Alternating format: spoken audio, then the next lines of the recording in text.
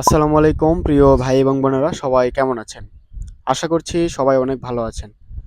এখনকার সময়ে আমরা সবাই কন্টেন্ট ক্রিয়েটর। আমরা সবাই কিন্তু সোশ্যাল মিডিয়াতে অ্যাক্টিভ। তো প্রিয় ভাই এবং বোনেরা, সবাই কন্টেন্ট ক্রিয়েটরের সময়ে আজকে আপনাদের সঙ্গে আমি হাজির হয়েছি এই কন্টেন্ট ক্রিয়েটর সম্পর্কে কিছু কথা বলার জন্য। যারা কিনা ফেসবুক এবং ইউটিউবে কন্টেন্ট ক্রিয়েট করেন, তাদেরকে নিয়ে দুটি কথা বলার জন্য। যদি কন্টেন্ট ক্রিয়েটর সম্পর্কে এই কথাগুলো শুনতে চান এবং যদি কথাগুলো শোনার পর আপনাদের একটু হলেও উপকারে আসে, তাহলে অবশ্যই আমার ফেসবুক পেজ এবং ইউটিউব চ্যানেলটি সাবস্ক্রাইব করে আমার সঙ্গে থাকবেন। প্রিয় ভাই এবং বোনেরা, আজকালকার এই সময়ে আমরা কেউ না কেউ কোনো না কোনো ভিডিও তৈরি করে অনলাইন প্ল্যাটফর্মে অর্থাৎ সোশ্যাল মিডিয়াতে ফেসবুক, ইউটিউব অথবা টিকটকে আপলোড করছি। আর এটা থেকে বোঝা যায় যে সকলেই কন্টেন্ট ক্রিয়েট করে আপলোড করছে। মূলত কন্টেন্ট ক্রিয়েশনটা হচ্ছে একটা পেশার মতো আর কি। যারা ভিডিও তৈরি করে একটু এডিট করে কিছু লেখা অ্যাড করে ইউটিউব বা ফেসবুকে আপলোড করে, মূলত তাদেরকেই কন্টেন্ট ক্রিয়েটর বলা হয়। এছাড়াও ট্রেন্ডিং বিষয়, ভাইরাল বিষয়গুলো নিয়ে আলোচনা করে এক কিছু দর্শককে বোঝানোকেই বলা হয় কন্টেন্ট ক্রিয়েশন।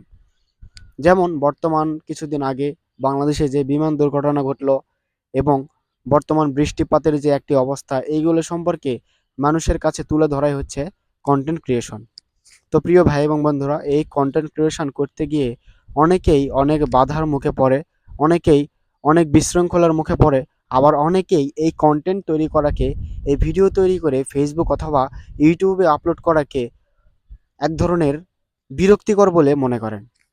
তো প্রিয় ভাই এবং বোনেরা, যারা কন্টেন্ট ক্রিয়েট করতেছেন তাদের উদ্দেশ্যে কিছু কথা বলতে চাই। আপনারা এক নম্বর যে কথা, সেটি হচ্ছে আপনারা কারো কথাই এই কন্টেন্ট ক্রিয়েশন থেকে সরে পড়বেন না এবং আপনারা কন্টিনিউয়াসলি এই কন্টেন্ট ক্রিয়েশন অর্থাৎ ভিডিও তৈরি করে যাবেন, পরিশ্রমের সঙ্গে ভিডিও তৈরি করবেন। 3 নম্বর কথা, অবশ্যই ভিডিও তৈরিকে আপনার প্রফেশন হিসাবে নেবেন না।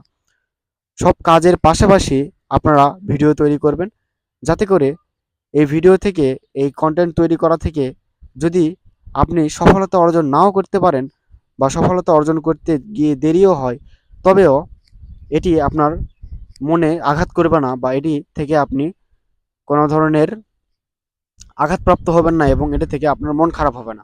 তো প্রিয় প্রিয় ভাই এবং বোনেরা, আপনাদেরকে আরও কিছু কথা বলতে চাই। আপনারা কন্টেন্ট ক্রিয়েট করবেন এবং পরিশ্রম করবেন, তাহলে অবশ্যই সফলতা পাবেন।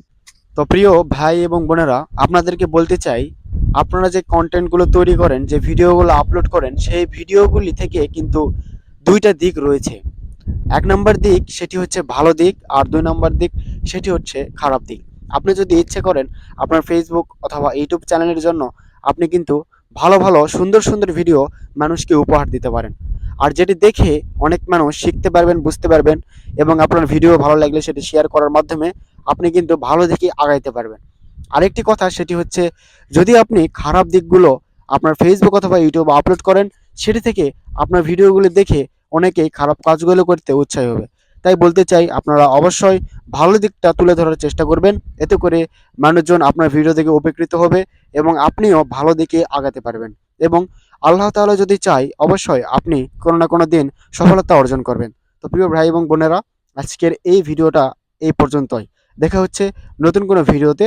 সেই পর্যন্ত আপনারা ভালো থাকবেন, সুস্থ থাকবেন। সকলকে জানাই আল্লাহ হাফেজ। আসসালামু আলাইকুম।